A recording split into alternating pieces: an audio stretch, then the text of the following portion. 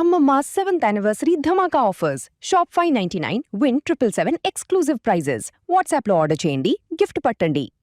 భారత్ మాతాకి పాపం జై శ్రీరామ్ అంటే భయపడుతున్నా.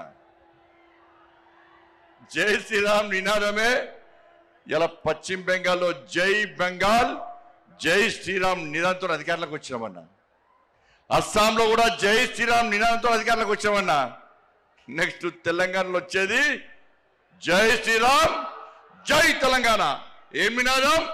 జై శ్రీరామ్ జై శ్రీరామ్ జై శ్రీరామ్. ఇలా కూడా అంటాడు జై శ్రీరామ్ అంటే కడుపు నింపుతుందా అన్నాడు. నింపుతుందా నింపదా అన్న? రే జై శ్రీరామే మా లోపల ఆవేశాన్ని నింపేది, జై శ్రీరామే మా లోపల ఆలోచన నింపేది, జై శ్రీరామే మా లోపల పౌరుషం నింపేది. ఈ జై శ్రీరామ్ నినాదమే నీ గడిలు బద్దలు కొట్టిన విషయాన్ని ఆ కుటుంబ పార్టీ కేసీఆర్ పార్టీ మర్చిపోయినట్టున్నా.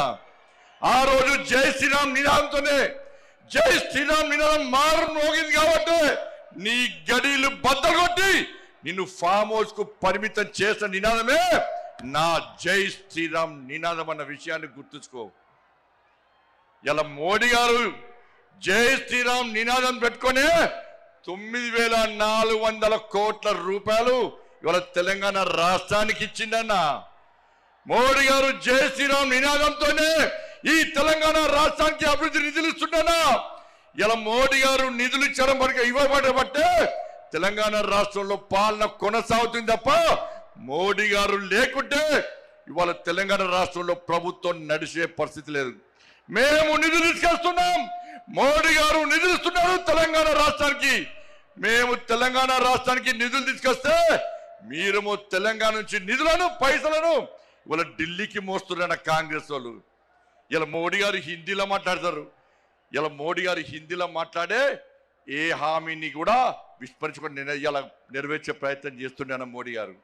ఇలా ప్రియాంక గాంధీ వచ్చిందన్న తెలంగాణ రాష్ట్రానికి, రాహుల్ గాంధీ వచ్చిన తెలంగాణ రాష్ట్రానికి ఎన్నికల సమయంలో ఏమైంది? హిందీలో మాట్లాడి 6 గ్యారెంటీలు అమలు చేస్తామన్న రాహుల్ గాంధీ, ప్రియాంక గాంధీ హిందీలో మాట్లాడే వ్యక్తులు ఇవాళ కనీసం 6 గ్యారెంటీల గురించి మాట్లాడకుండా ముఖం చెల్లకుండా తెలంగాణకు రావడం బంద్ చేసి ముఖం కిందికేసి పారిపోయిన విషయాన్ని కాంగ్రెస్ పార్టీ నాయకులు గుర్తించాలి.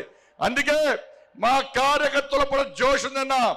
ఈ జోష్ చూస్తే, మీ ఆవేశం చూస్తే, మీ లోపల ఉడుకు రక్తాన్ని చూస్తే, మీ పౌరుషం చూస్తే ఇవాళ కాంగ్రెస్ వాళ్ళు బీఆర్ఎస్లకు ఇవాళ నైట్ అండ్ రాత్రి నిద్ర పట్టదన్న.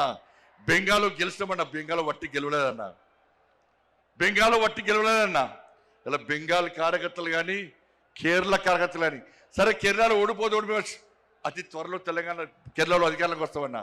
ఇవాళ బెంగాల్లో అనేక మంది కార్యకర్తలు బలిదానం అయిపోయారక్క, అనేక మంది కార్యకర్తలు బలిదానం అయిపోయారన్నా. మహిళా మోర్చా కార్యకర్తలు రేపు చేసి చంపిరన్నా, కార్యకర్తలను కట్టేసి వాళ్ళ తల్లిదండ్రులను చంపిరన్నా, తల్లిదండ్రులను కట్టేసి కార్యకర్తలను ఇంట్లో వేసి దగ్ధం చేసిరన్నా. 300 మందికి పైగా ఇవాళ బెంగాల్లో కార్యకర్తలు బలిదానం చేస్తే ఇలా కార్యకర్తల బలిదానాన్ని నా నరేంద్ర మోడీ, నా అమిత్ షా వృధా ఓనియలేదన్నా. ఎట్టి పరిస్థితుల్లో కసితోని సంకల్పంతోని ఇలా బెంగాల్లో ఎట్టి పరిస్థితుల్లో అధికారం రావాలని చెప్పి కార్యకర్తలు కష్టపడి పనిచేసారు కాబట్టి కార్యకర్తల బలిదానం వృధా ఓనికుండా ఇలా బెంగాల్లో అధికారంలోకి వచ్చినామన్నా. ఇలా కేరళలో కూడా బలిదానం చేసినా. నేను ఒక మీటింగ్ విన్నా, కేరళలో ఏబీవీపీ ర్యాలీకి విన్నా. ఒక నాయకుడు బ్రహ్మాండంగా స్పీచ్ ఇస్తున్నాడు, జోష్ వస్తున్నది. ఆ నాయకుడు మాట్లాడి ఒకటిసారి ఇక్కడ నుండి ఇంతసారి కన్ను బయటకు వచ్చిందన్న. ఆశ్చర్యపోయినాం.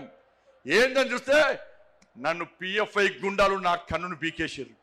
నాకు పెట్టుడు కన్ను, నన్ను చేతులు 2 కట్టేసి ఈ పిఎఫ్ఐ మైనార్టీ ముస్లిం గుండాలు ఇలా నా కన్నును పీకేస్తే పెట్టుడు కన్నుతో నేను ధర్మం కోసం, సమాజం కోసం, నేను నమ్మిన సిద్ధాంతం కోసం పనిచేస్తున్న తప్ప నేను పారిపోలేదని చెప్పిన వ్యక్తి ఆ కార్యకర్త అన్న. అంతెందుకన్నా ఇలా రాజ్యసభలో సుందరం మాస్టర్ 2 కాళ్ళు నరికేస్తే ఇప్పటికి పెట్టుడు కాళ్ళతోని వాళ్ళ ధర్మం కోసం, దేశం కోసం పార్టీ కోసం పనిచేస్తున్న వ్యక్తిని గుర్తించి నా నరేంద్ర మోడీ రాజ్యసభ మెంబర్ ఇచ్చిన విషయాన్ని మనం మర్చిపోద్దన్నా. అదే తెలంగాణ రాష్ట్రంలో అనేక మంది కార్యకర్తలు ఓడొడుకున్నామన్నా. ఎదురుస్తున్నా వాళ్ళ ఆత్మలన్నీ పైనుంచి మేము బలిదానం అయిపోయినాం, మీకు బలిదానం చేసే అదృష్ట అవకాశం మీకు లేదు. మా కోసం పనిచేయండి, మా లక్ష్యాన్ని నెరవేర్చండి, మా బలిదానాన్ని గుర్తించండి, తెలంగాణ రాష్ట్రంలో భారతీయ జనతా పార్టీని అధికారంలోకి తీసుకురండి అని చెప్పి ఆ పైన ఉన్నటువంటి అమర వీరులు మనం కోరుతున్నా. ఒక్కసారి గుర్తుంచుకోండి. చిన్న చిన్న అభిప్రాయ భేదాలు ఉంటాయన్న, వాటిని పక్కకు పెట్టాలి. మనం అంత ఒక ఫ్యామిలీ, ఒక కుటుంబం. ఇంత పెద్ద మా సైన్యం ఉంది, ఇంత పెద్ద మా కుటుంబం ఉంది అని భావించే ఈ వేదిక మీద నాయకులం అందరం కూడా కలిసి కట్టుగా ఈ తెలంగాణ రాష్ట్రంలో మోడీ రాజ్యం కోసం, రామ రాజ్యం కోసం ఇలా పరితపించి 24 గంటలు కష్టపడి పనిచేస్తున్నామన్నా. ఒక్కసారి ఆలోచించండి.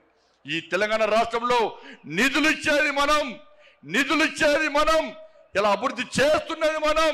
వాళ్ళ రైతులు రోడ్ల మీద చూస్తే కొనుగోలు ఇప్పటికీ ప్రారంభించకపోవడం వలన ఇప్పటికే కొనుగోలు పూర్తి కావాలి. వర్షాలు పడి వడగల వానలు పడి వాళ్ళ రైతులు రోడ్ల మీద పడిగాపులు కాస్తే ఇంతవరకు కొనుగోలు ప్రారంభించకుండా రైతులను హరిగోస పెడుతున్న ప్రభుత్వం కాంగ్రెస్ పార్టీ ప్రభుత్వం. ఇలా పైసలు ఇచ్చింది మనం, కొనుగోలుకు డబ్బులు ఖర్చు పెట్టేది మనం, నిధులు ఇచ్చేది మనం, మధ్యవర్తిత్వం వహించి కొనుగోలు ప్రారంభించకుండా రైతులను నడ్డి విరుస్తున్న ప్రభుత్వం ఇలా కాంగ్రెస్ పార్టీ ప్రభుత్వం. ఉద్యోగులకు డిఏ లేవు, పిఆర్సీ అమలు లేదు, నిరుద్యోగులకు ఉద్యోగం లేదు, నిరుద్యోగ వృత్తి లేదు, విద్యార్థులకు భరోసా కాలేదు, 2500 మహిళలకు లేవు, 4000 రూపాయల ఆసరా పెన్షన్ లేదు, అందరికీ రైతు భరోసా లేదు, అందరికీ రైతు బోనస్ లేదు. వాళ్ళు ఏమీ లేకుండా ఇలా 6 గ్యారెంటీలు పక్క పెట్టి కేవలం ఢిల్లీకి పైసలు పంపడే లక్ష్యంగా ఇలా రేవంత్ రెడ్డి ప్రభుత్వం పనిచేస్తున్న విషయాన్ని ఒక్కసారి గుర్తు చేసుకోవాల్సిన అవసరం ఉంది. ఇలా ఇచ్చేది మనమన్నా. ఒక్కసారి నాతో పాటు చెప్పండి అన్న. ప్రధానమంత్రి గరీబ్ కళ్యాణ్ అన్న యోజనకు బియ్యానికి పైసలు ఇచ్చేది ఎవరన్నా? వాళ్ళ బియ్యానికి పైసలు ఇచ్చేది నరేంద్ర మోడీ ప్రభుత్వం అన్నా. స్వచ్ఛ భారత్ మిషన్ పైసలు ఇచ్చేది ఎవరన్నా? జాతీయ రహదారులో పైసలు ఇచ్చేది ఎవరన్నా? రైల్వే నిధులు ఇచ్చేది ఎవరన్నా? శ్మశాన వాటికలకు పైసలు ఇచ్చేది ఎవరన్నా? కొనుగోలుకు పైసలు ఇచ్చేది ఎవరన్నా? వాళ్ళ శ్మశాన వాటికలకు పైసలు ఇచ్చేది ఎవరన్నా? అన్ని నిధులు మనమే ఇస్తుంటే, వేల కోట్ల రూపాయల నిధులు మనకు వస్తుంటే ఇవాళ కాంగ్రెస్ పార్టీ ప్రభుత్వం మాకు ఏమి ఇస్తలేదని ఎలా భారతీయ జనతా పార్టీ ప్రభుత్వాన్ని బదనాం చేసే ప్రయత్నం చేస్తే అడ్డుకోవాల్సిన బాధ్యత మనది. ఇలా సనాతన ధర్మం కోసం పనిచేస్తామన్నా, ఈ తెలంగాణ రాష్ట్ర అభివృద్ధి కోసం పనిచేస్తామన్నా. సనాతన ధర్మం లేని భారతీయ జనతా పార్టీ లేదు. అరే 80% హిందువుల కోసం పనిచేసే పార్టీ నా భారతీయ జనతా పార్టీ. మేము ఒక వర్గానికి కొమ్ముగాయం, ఒక వర్గాన్ని వ్యతిరేకించాం. మేము సనాతన ధర్మానికి అడ్డొస్తే, నా ధర్మాన్ని హేళన చేసే ప్రయత్నం చేస్తే, నా సమాజాన్ని చీల్చే ప్రయత్నం చేస్తే ఏ భారతీయ జనతా పార్టీ కార్యకర్త ఊరుకునే ప్రసక్తి లేదు.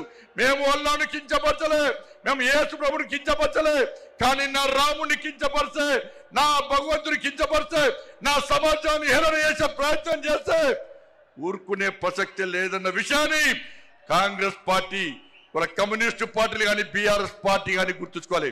అందుకే భారతీయ జనతా పార్టీ కార్యకర్తలారా అందరం కలిసి పనిచేద్దాం. నేను ఏ రోజు కూడా పార్టీ తల వంచుకునే పని చేయనన్నా. ఇలా పార్టీ కోసం పనిచేస్తాం. మేమందరం కూడా ప్రతి భారతీయ జనతా పార్టీ కార్యకర్త జై శ్రీరామ్, భారత్ మాతాకి జై అని నేను భారతీయ జనతా పార్టీ కార్యకర్తని చెప్పి తలెత్తుకొని సగర్వంగా తలెత్తుకునే విధంగా పనిచేస్తుంది తప్ప పార్టీకి తల వంచే పని చేయనన్నా. చాతగాని మూర్ఖులు, ధైర్యంగా రాజకీయంగా ఎదుర్కోలేని దద్దమ్మలు ఇలా ఏదో చేసి బండి సంజయ్ని గాని భారతీయ జనతా పార్టీని ఇబ్బంది పడితే నేను ఫామ్ హౌస్ లో ఎలుకని కాదన్నా, నేను నా అయ్య పేరు చెప్పి రాజకీయాలు రాలేదన్నా, నా తాత పేరు చెప్పి రాజకీయాలు రాలేదన్నా, ఏదో జెండా పెట్టి ఎత్తే రాలేదన్నా. నేను కాసేపు జెండాను, కమలపు జెండాను భుజం మీద మోసుకొని సామాన్య కార్యకర్తగా నా రాజకీయం ప్రారంభించి ఒక రాష్ట్రీయ స్వయం సేవక, ఒక ఏబీవీపీ కార్యకర్తగా, ఒక యువమోర్చా కార్యకర్తగా, ఒక నరేంద్ర మోడీ శిష్యునిగా, భారతీయ జనతా పార్టీ కార్యకర్తగా పనిచేస్తున్నప్ప సగర్వంగా భారతీయ జనతా పార్టీ కార్యకర్తని తలెత్తుకొని తిరిగి పనిచేస్తున్నప్ప తల వంచే పని చెయ్యన్నా. నన్ను నమ్మండి అన్నా, తప్పుడు ప్రచారం నమ్మకండి అన్నా, మా ఎంబడి ఉండండి.